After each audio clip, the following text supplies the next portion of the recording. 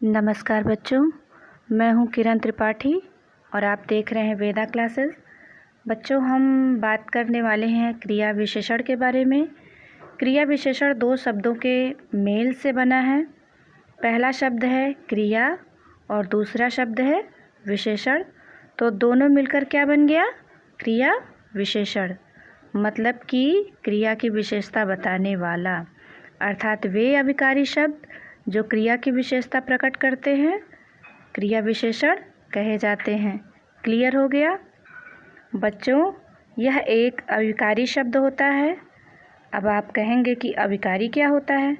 तो अभिकारी वे शब्द होते हैं जिनमें कोई विकार या फिर परिवर्तन नहीं होता है।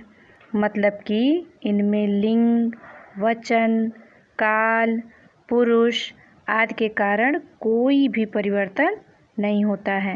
ये शब्द सदा एक जैसे रहते हैं। क्रिया विशेषण के चार भेद होते हैं। पहला रीतिवाचक क्रिया विशेषण, दूसरा स्थानवाचक क्रिया विशेषण, तीसरा परिमाणवाचक क्रिया विशेषण और चौथा कालवाचक क्रिया विशेषण। आइए जानते हैं सबसे पहले रीतिवाचक क्रिया विशेषण के बारे में। रीतिवाचक क्रिया विशेषण में क्रिया के घटित होने के ढंग, रीत अथवा विधि का पता चलता है। जैसे बिल्ली घर में अचानक आ गई। बिल्ली घर में कैसे आ गई? इसका उत्तर होगा अचानक आ गई। यानी किस ढंग से आ गई? अचानक से आ गई।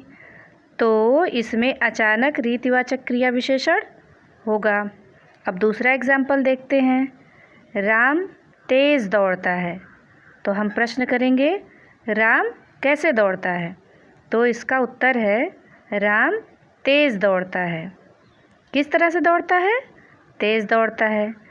तो यहाँ पर तेज़ रीतिवाचक क्रिया विशेषण होगा। अब तीसरा एग्जाम्पल भी देख लेते हैं। छात्र अपना पाठ ध्यानपूर्वक याद करते हैं। अब हम प्रश्न करेंगे कि छात्र अपना पाठ कैसे याद करते हैं? तब इसका उत्तर होगा ध्यानपूर्वक याद करते हैं। यहाँ पर ध्यानपूर्वक रीतिवाचक क्रिया विशेषण है। ऐसे ही होगा, मैं उनको भली भांति जानता हूँ। कैसे जानता हूँ? भली भांति जानता हूँ। तो यहाँ पर भली भांति रीतिवाचक क्रिया विशेषण होगा। बदमाश बच्चे चुपचाप बैठे हैं। बदमाश बच्चे कैसे बैठे हैं? चुपचाप बैठे हैं। तो यहाँ पर चुपचाप भी रीतिवाचक क्रिया विशेषण होगा। अब चलिए हम रीतिवाचक को पहचानेंगे कैसे।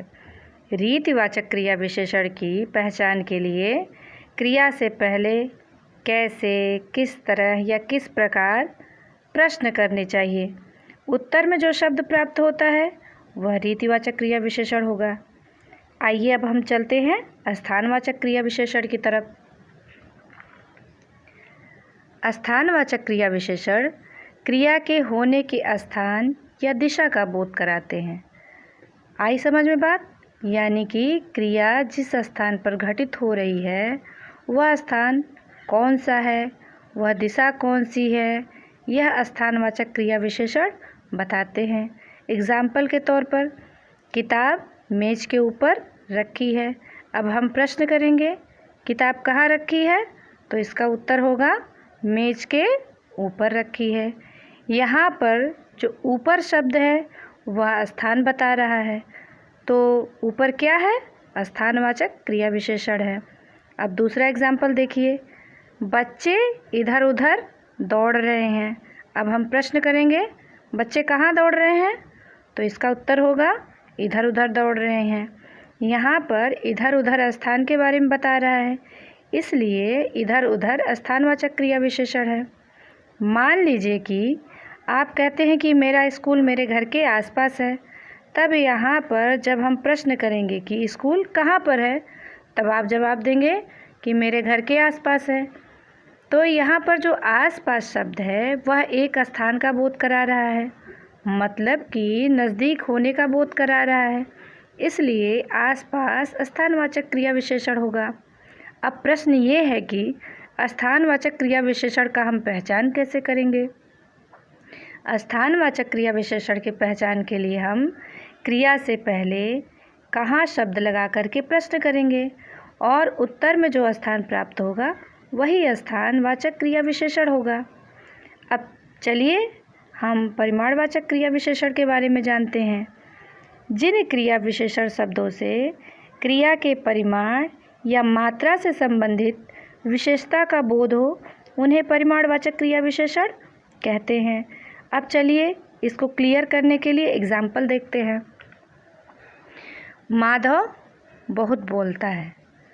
माधव कितना बोलता है, हम प्रश्न करेंगे तो यहाँ पर उत्तर आएगा कि बहुत।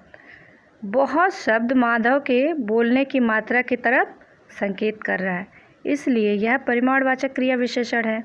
अब दूसरा उदाहरण देखते हैं। मैं जितना खाता हूँ उतना मोटा होता हूँ। अब प्रश्न करेंगे मैं कितना खाता हूँ, तो इसका उत्तर है जितना। अब अगला प्रश्न है मैं कितना मोटा होता हूँ, तो इसका उत्तर है उतना। तो इस स्थान पर जितना और उतना शब्द परिमाणवाचक क्रिया विशेषण है। एक उदाहरण और ले लीजिए, जैसे बच्चे बहुत शोर कर रहे हैं। अब प्रश्न कीजिए बच्चे कितना शोर कर रहे हैं, इसका उत्तर होगा बहुत। तो बहुत यहाँ पर परिमाणवाचक विशेषण है। थोड़ा, बहुत, पर्याप्त, अधिक, जितना, उतना आदि शब्द परिमाणवाचक क्रिया विशेषण है। परिमाणवाचक क्रिया विशेषण पहचानने के लिए क्रिया से पहले कितना शब्द लगा करके प्रश्न करेंगे। यदि उत्तर में कोई शब्द प्राप्त होता है तो वह परिमाणवाचक क्रिया विशेषण होगा। अब हम आते हैं अपने अंतिम चरण में, यानी कि कालवाचक क्रिया विशेषण की तरफ। क्रिया के होने के समय को सूचित करने वाले विशेषण कालवाचक क्रिया विशेषण कहलाते हैं। काल यानी कि समय, उसी से हम लोग समझ जाएंगे कि समय के बारे में बात हो रही है। आइए हम इसका एग्जाम्पल देखते हैं। पहला एग्जाम्पल देखिए, हम कल गोरखपुर जाएंगे। हम कब गोरखपुर जाएंगे, ऐसा हम प्रश्न करेंगे तो इसका उत्तर होगा कल। कल शब्द क्रिया के होने के समय का बोध करा रहा है, इसलिए कल कालवाचक क्रिया विशेषण होगा। अब हम दूसरा एग्जाम्पल भी देखते हैं। अभी अभी पिताजी आए हैं। अब हम प्रश्न करेंगे कि पिताजी कब आए हैं, तो इसका उत्तर होगा अभी अभी आए हैं। तो यहाँ पर अभी अभी शब्द से क्रिया के होने के समय का बोध हो रहा है, इसलिए यह कालवाचक क्रिया विशेषण है। अब एक एग्जाम्पल और ले लेते हैं। बच्चा 1 घंटे से रो रहा है, तो हम प्रश्न करेंगे बच्चा कब से रो रहा है, इसका उत्तर होगा 1 घंटे से रो रहा है। तो ये भी कालवाचक क्रिया विशेषण का एक उदाहरण है। कालवाचक क्रिया विशेषण के पहचान के लिए हम क्रिया से पहले कब शब्द लगाकर प्रश्न करेंगे और जो शब्द हमें प्राप्त होगा वह कालवाचक क्रिया विशेषण होगा। तो बच्चों, इसी के साथ हमारा ये आज का वीडियो संपूर्ण हुआ। वीडियो में आपको क्या अच्छा लगा बताइएगा, और हाँ, साथ में अपना सुझाव अवश्य दीजिएगा। नमस्कार।